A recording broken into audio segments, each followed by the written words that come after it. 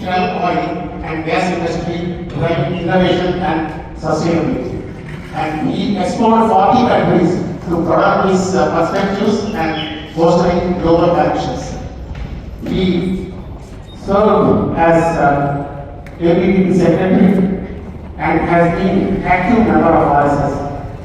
He works for NGOs like Jal Seva Trust, Seva Bharati and other youth organizations. Thank you, sir. You are welcome here. Also, ಸಾಮಾಜಿಕ ಸೇವೆಗಾಗಿ ಅತ್ಯುನ್ನತ ಕೆಲಸಗಳನ್ನು ಮಾಡ್ತಾರೆ.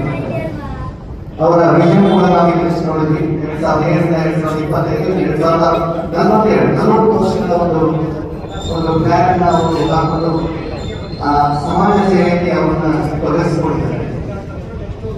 ಈ north Karnataka ಅಂದ್ರೆ ಕರ್ನಾಟಕದ ಉತ್ತರ ಭಾಗದಲ್ಲಿ ಈ ಬೇಸಿಗೆ ಕಾಲದಲ್ಲಿ ಹೆಚ್ಚಾಗಿ ನೀರಿನ ಅಭಾವ ಇರುತ್ತೆ. ಅಲ್ಲಿ ನೀರು ಜನರಿಗೆ ಕುಡಿಯುವ ನೀರು ವ್ಯವಸ್ಥೆ ಮಾಡುವುದು ದೊಡ್ಡ ಕೆಲಸ. ಅಂತ ಒಂದು ಅನುಕೂಲದ ಕೆಲಸವನ್ನ ಅವರು ಈ ಕೆಲವು ವರ್ಷದಿಂದ ಮಾಡಿದ್ದಾರೆ. ಮಕ್ಕಳಿಗೆ ಪುಸ್ತಕ ಶುರುವಾಗಿ ಅಥವಾ ಶಾಲೆಗಳನ್ನು ನಡೆಸಾಗಿ ಇದೊಂದು ದೊಡ್ಡ ಕೆಲಸ. ಅವರಿಗೆ ಒಂದು ದೊಡ್ಡ ಧನ್ಯವಾದಗಳನ್ನು ನೀಡಬೇಕು. ಅವರು ಮಾಡ್ತಾ ಇರುವ ಎಲ್ಲ ಕೆಲಸಗಳಲ್ಲಿ ಒಂದು ಸಮಾಜದ ಉನ್ನತಿಗಾಗಿ, ದೇಶದ ಉನ್ನತಿಗಾಗಿ ಒಂದು ವಿಷಯ ಇಟ್ಕೊಂಡಿದ್ದಾರೆ. ಅದಕ್ಕೆ ಒಂದು ದೊಡ್ಡ ಸಿದ್ಧತೆ. ಈಗ ಈಗಿನ ಜನರೇಷನ್ ನೋಡಿದ್ರೆ ಈಗಿನ ಒಂದು ತಾಯಿ ಮಗನಿಗೆ ಶಿಕ್ಷಣ ನೀಡ್ತಾರೆ. ಒಂದು 500 ರೂಪಾಯಿ ನಿಮ್ಮಲ್ಲಿ ಇದ್ದಷ್ಟಂತ ಒಂದು ಚಿಲ್ಲರೆ ಕಾಸು ಮಾಡಿಕೊಡ್ತೀವಿ. ಆ ಕೊಟ್ಟ ತಕ್ಷಣ ಅಲ್ಲಿ ಒಂದು ಸಂತೋಷ, ಒಂದು ತೃಪ್ತಿ ನಮಗೂ ಕೂಡ. It's a commercial transaction for something. So ನಿಮ್ಗೆ ಏನ್ ಸಿಗ್ತದೆ ಅಂತ ನೀವು ಯಾವಾಗ ಒಂದು ಸೇವೆ ಮಾಡಿದಾಗ ಅಥವಾ ದಾನ ಮಾಡಿದಾಗ ಹೋದ್ರೆ it's a transaction between two people. It's not just giving, it's also taking. ನೀವು ಏನ್ ಕೊಡ್ತೀರಾ ನೀವು ಒಟ್ಟಿಗೆ ವಾಪಸ್ ಮಾಡ್ತಾರೆ. ಆ ಒಂದು ನೆಮ್ಮದಿ, ಆ ಒಂದು ಸಂತೋಷ, ಆ ಒಂದು ಆತ್ಮತೃಪ್ತಿ ಏನ್ ಬರ್ತದಲ್ಲ, ದಟ್ ಈಸ್ ಮೋರ್ ಇಂಪಾರ್ಟೆಂಟ್ ಅಂತ. ಇದರ ಬಗ್ಗೆ ಒಂದು ದೊಡ್ಡ ರಿಸರ್ಚ್ ಆಗಿದೆ. ಈ ಯುರೋಪ್ ಮತ್ತು ಅಮೆರಿಕ ದೇಶಗಳಲ್ಲಿ ಈ ಸೈಕೋಲಾಜಿ ಪ್ರೊಫೆಸರ್ಗಳು ಇದರ ಬಗ್ಗೆ ರಿಸರ್ಚ್ ಮಾಡಿ PhD ಮಾಡಿಕೊಂಡಿದ್ದಾರೆ. ಜಾಯ್ ಆಫ್ ಲಿವಿಂಗ್ ಅಂತಿದ್ದಾರೆ. ನೀವು ಹೇಳ್ಕೊಡಿ joy of living. So one of the professors is ಅವರ ರಿಸರ್ಚ್ ಏನು ಹೇಳ್ತಾರೆ, ನಾವು ಯಾವಾಗ ದಾನ ಧರ್ಮ ಮಾಡ್ತೇವೆ, ಯಾವಾಗ ದಾನ ಸೇವೆ ಮಾಡ್ತೇವೆ, ನಮ್ಮ ನಮ್ಮ ಹಾರ್ಟಿನ ಒಂದು ಹೆಲ್ತ್ ಇಂಪ್ರೂವ್ ಆಗುತ್ತೆ. ಇದು ಒಂದು ರಿಸರ್ಚ್ ಔಟ್ಕಮ್. ಇದೇ ತರ ಇನ್ನೊಂದು ರಿಸರ್ಚ್ ಸೈಕಾಲಜಿ ಪ್ರೊಫೆಸರ್ ಮಾಡಿದ್ದಾರೆ ಯುರೋಪಲ್ಲಿ. ಅವರು ಹೇಳಿದ್ರು, ಯಾವಾಗ ನಾವು ಒಂದು ಸಂಸ್ಥೆ, ಒಂದು ಆರ್ಗನೈಸೇಷನ್ ನಮ್ಮನ್ನು ತೊಡಗಿಸಿಕೊಳ್ಳುತ್ತೇವೆ, ಅದರಲ್ಲಿ ಕಾರ್ಯಕರ್ತರಾಗಿ ಗ್ರೌಂಡ್ ಲೆವೆಲ್ ವಾಲಂಟಿಯರ್ ಮಾಡಿದರೆ ಆ ವಾಲಂಟಿಯರ್ಗೆ ಪ್ರೈಸ್ ಸ್ಪ್ಯಾನ್ ಜಾಸ್ತಿ ಬಾಕಿ ಜನರಿಗೆ. ಯಾಕೆಂದರೆ ನಾವು ಯಾವಾಗ ವಾಲಂಟಿಯರ್ ಮಾಡ್ತೇವೆ, ಯಾವಾಗ ನಾವು ನಮ್ಮ ಯಾವ ಒಂದು ಸಮಾಜ ಸೇವೆ, ಯಾವ ಒಂದು ಸಂಸ್ಥೆ ಸಂಘಟನೆಗಳಿಗೆ ತೊಡಗಿಸಿಕೊಳ್ಳೋದು, ಒಂದು ಗ್ರೌಂಡ್ ಲೆವೆಲ್ ಕೆಲಸ ಮಾಡ್ತೇವೆ, ಆ ಪ್ರತಿಯೊಂದು ಸೇವೆಯನ್ನು ನಮಗೆ ರಿಟರ್ನ್ ನಮಗೆ ಒಂದು ಹ್ಯಾಪಿನೆಸ್, ಒಂದು ಸ್ಯಾಟಿಸ್ಫ್ಯಾಕ್ಷನ್, ಒಂದು ಫುಲ್ಫಿಲ್ಮೆಂಟ್ ಸಿಗ್ತಾ ಇದೆ.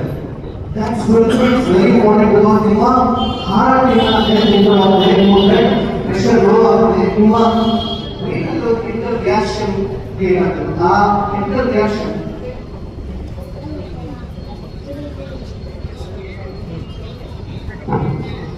ಆ ಬ್ರೈನ್ ಆಗ್ತದೆ ಇಂಟರ್ ರಿಯಾಕ್ಷನ್ ಇಲ್ಲ. ಅದು ನಿಮ್ಮ ಸ್ಟ್ರೆಸ್ ಲೆವೆಲ್ ಅನ್ನ ಬಾಂಬಾರ್ಡ್ ಮಾಡ್ತಾರೆ.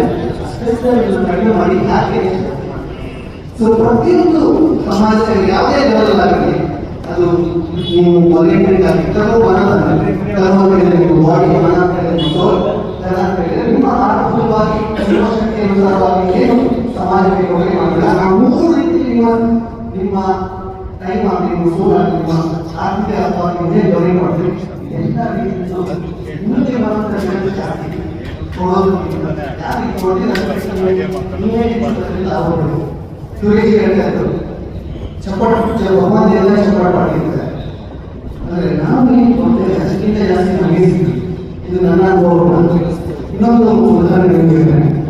ಇನ್ನೊಂದು ಹಾರ್ವರ್ಡ್ ಯೂನಿವರ್ಸಿಟಿ 2008 ಆ ರಿಸರ್ಚ್ ಅಲ್ಲಿ ರಿಸರ್ಚ್ ಆರ್ಗನೈಸ್ ಏನು ಹೇಳ್ತಾರೆ, when you spend something on donation you get more happiness than you spend that money for donation.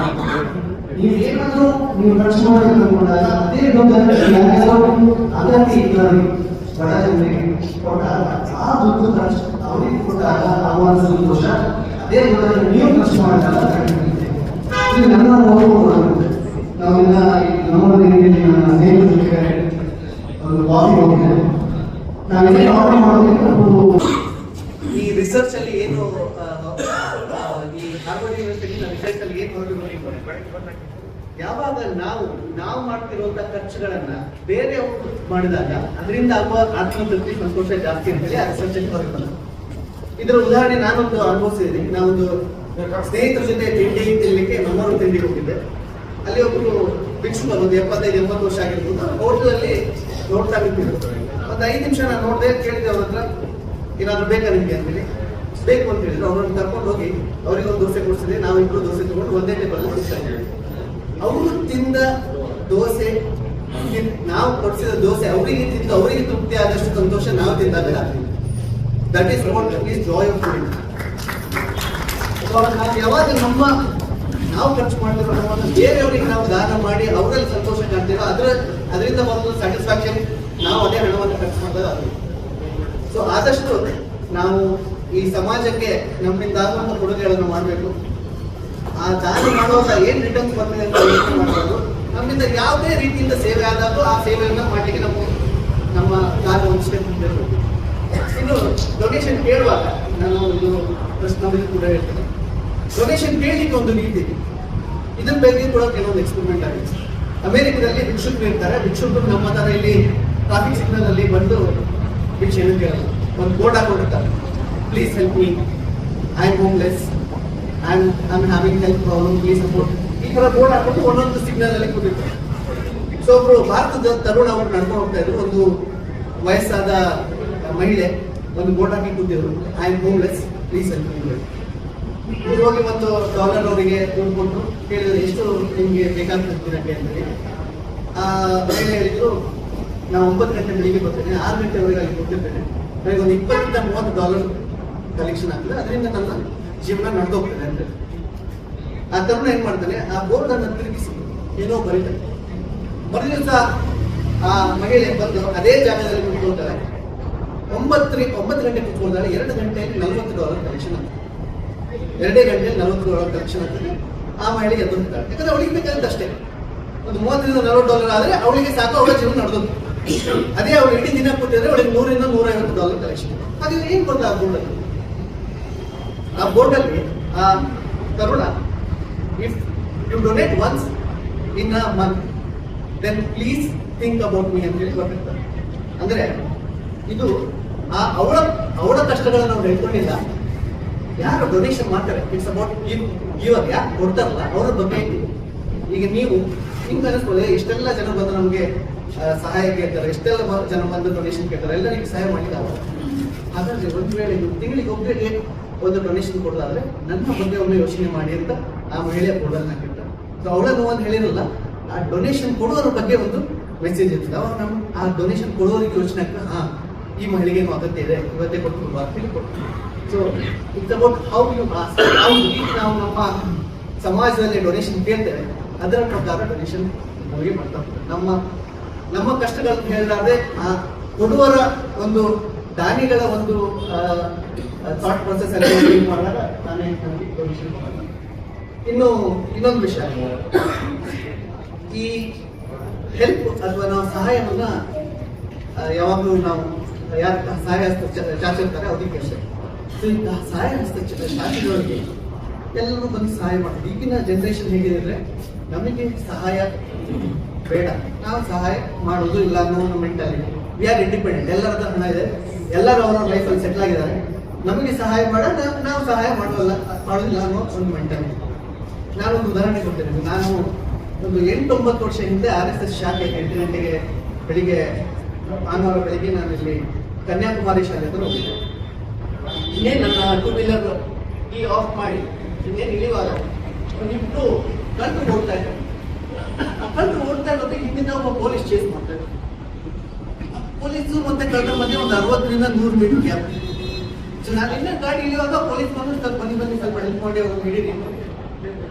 ನಾನು ಮತ್ತೆ ಗಾಡಿ ತೆಗೆದೆ, ನನ್ನ ಹಿಂದೆ ಆ ಪೊಲೀಸಲ್ಲಿ ಕೂರಿಸ್ಕೊಂಡೆ, ಚೇಸ್ ಮಾಡಿದ್ದೆ. ಅವರು ಆ ಸಂಧ್ಯಾ ಮಲ್ಲಕಳ್ಳಿ ಜಾಗದಲ್ಲೆಲ್ಲ ಸಂಧಿ ಹೇಗೋ ಮಾಡಿ ಒಬ್ಬರನ್ನ ಹಿಡಿದ್ರೆ ನಾನು ಒಂದೆರಡು ಕೊಟ್ಟೆ, ಪೊಲೀಸರು ಒಂದು ಎರಡು ಹೊಡೆದು ನಮ್ಮ ಗಾಡಿಯಲ್ಲಿ ಹಾಕೊಂಡು 3 ಜನ ಜ್ಞಾನ ಭಾರತಿ ಪೊಲೀಸ್ ಸ್ಟೇಷನ್ಗೆ ಕರ್ಕೊಂಡು ಅಲ್ಲಿ ಆ ಪೊಲೀಸು ಆ ಇನ್ಸ್ಪೆಕ್ಟರ್ ನನಗೆ ತುಂಬ ಧನ್ಯವಾದ ಹೇಳಿದರು, ನನ್ನ ನಂಬರ್ ಇಸ್ಕೊಂಡ್ರು. ಈ ಒಂದು ಆ ಪೂರ್ತಿ ಏನು ಸಿಚುವೇಶನ್ ಆಯ್ತಲ್ಲ, ನಾನು ಬರ್ತಾ ನಾನು ತನ್ನ ಯೋಚನೆ ಮಾಡ್ತಾ ಬಂದೆ, ನನಗಾದಂಥ ಒಂದು ಫುಲ್ಫಿಲ್ಮೆಂಟ್ ಇದೆಯಲ್ಲ, ಏನೋ ಒಂದು ಸಹಾಯ ಮಾಡಿದೆ ಅನ್ನೋ ಒಂದು ಸ್ಯಾಟಿಸ್ಫ್ಯಾಕ್ಷನ್ ಇದೆಯಲ್ಲ, ಆ satisfaction is more important than what you are. ಇದರಿಂದ ಇನ್ನೊಂದು ಏನಾಯ್ತು ಅಂದರೆ ನಮ್ಮದು ಮತ್ತೆ ಆ ಪೊಲೀಸ್ ನಡುವಿನ ಬಾಂಧವ್ಯನೂ ಬೆಳೆದಿದೆ. ಸೊ ನೀವು ಆಸ್ಕ್ ಫಾರ್ ಹೆಲ್ಪ್, ಅದು ನಮ್ಮ ವೀಕ್ನೆಸ್ ಅಲ್ಲ. ನಾವೇನಾದ್ರೂ ಒಂದು ಸಹಾಯ ಅಂತ ಚಾಚಿದಾಗ there is a relationship that establish between a giver and taker. ಯಾರು ಸಹಾಯ ಮಾಡ್ತಾರೆ, ಯಾರು ಸಹಾಯ ತಗೋತಾರೆ, ಅವ್ರ ಮಧ್ಯೆ ಒಂದು ರಿಲೇಶನ್ಶಿಪ್, ಒಂದು ಟ್ರಸ್ಟ್, ಒಂದು ಬಾಂಡಿಂಗ್ ಬೆಳೀತದೆ. ಸೊ ಆ ಬಾಂಡಿಂಗ್ ಬೆಳಿಬೇಕಾದ್ರೆ ನಾವು ಇಗೋನ ಸೈಡ್ಗೆ ಇಟ್ಟು ಸಹಾಯವನ್ನು ಜಾಸ್ತಿ ಕೇಳಬೇಕು.